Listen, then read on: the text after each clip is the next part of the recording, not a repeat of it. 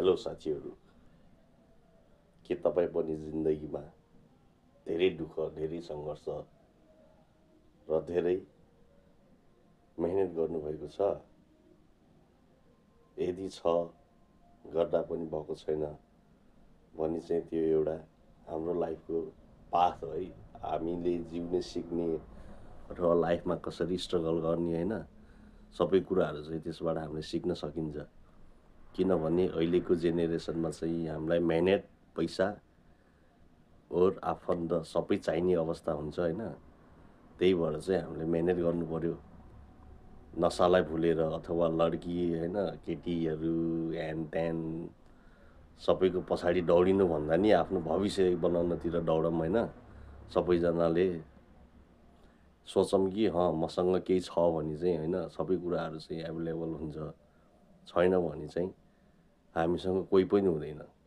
हामीसँग जो छ, हाम्रो कमाइ छैन, हामीसँग जो छ त्यो मान्छे पनि भोलि थाहा पायो भने हुन्छ नि त, अब योसँग केही छैन, यसले केही गर्न सक्दैन, यो खालि यस्तै लफङ्गा हो, ह्यान त्यान सोच्ने गर्छ होइन। त्यो सोच उनीहरूकोमा आउने बित्तिकै हामीलाई पनि साथ दिन छोडिदिन्छ क्या होइन।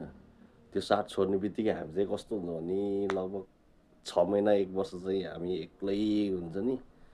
न साथीभाइ हुन्छ, न होइन आफ्नो गर्लफ्रेन्ड पनि छोडिसकेको हुन्छ, न आफ्नो फ्यामिलीको सपोर्ट पाइन्छ। अब कामै छैन भने त आफ्नो फ्यामिलीले सपोर्ट गर्ने कुरै भएन होइन। हुन्छ नि त, अब कमाइ भयो बोल छोराले गरेको आयो भनेर हुन्छ नि त, यताउति गर्ने हुन्छ। अब कमाइ नै छैन भने चाहिँ अब होइन, बाबुआमाले नि यो खासै मेहनत नि गर्दैन, सुत्ने खाने हिँड्ने होइन, हुन्छ नि नसा गर्ने यताउति भनेर सोचेर एक दुईचोटि चाहिँ सम्झाउँछ। त्यसपछि चाहिँ बाबुआमा पनि थाकिँदो रहेछ कि गाइस होइन। अब मैले भोगेको कुराहरू हो सबै होइन। अब म पनि साथीभाइ होइन, आफन्त ह्यान त्यान भनेर दौडिरहन्थेँ कि आफ्नो करियरलाई बिर्सेर। तर आज थाहा भयो कि किनभने 2 वर्ष 3 वर्ष भयो म एक्लै हिँडेको होइन, न साथीभाइ छ, न आफ्नो कोही छ होइन। अहिले चाहिँ म नि मेहनत गरिरहेको छु होइन, इन्कम पनि भइरहेछ, आफूलाई खर्च चल्ने यताउति। त्यति मात्रैले हुँदैनन् क्या, हामीले बुझ्नुपर्ने चाहिँ के हो भने होइन, म कहाँ थिएँ, कहाँ आइपुगेँ र को थियो र को छैन होइन। त्यो कुराहरूलाई चाहिँ हामीले ध्यान राख्नुपर्ने रहेछ कि गाइस।